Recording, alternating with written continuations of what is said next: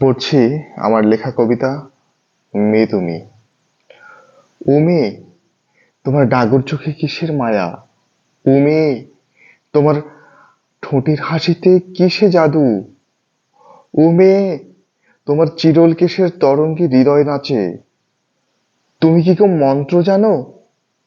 তা না হলে তোমার জন্য বুকের ভেতর অমনি করে বরফ জমার মতো মায়া জমে কেন? ও মেয়ে, তোমার শরীর কি গো মলয় বাতাস? সবুজ ধানের ক্ষেতের মতো, সোনালি ধানের শীষের মতো, ভর দুপুরে ষোড়শী কিশোরীর দোলনার মতো দুলে দেয় বুকের পাঁজর। সত্যি বলছি, তুমি জাদু জানো। তা না হলে তোমার কপালের টিপ কেন মনে হবে চৈত্র তৃতীয়ার চাঁদ? বলো না মেয়ে, কে তুমি?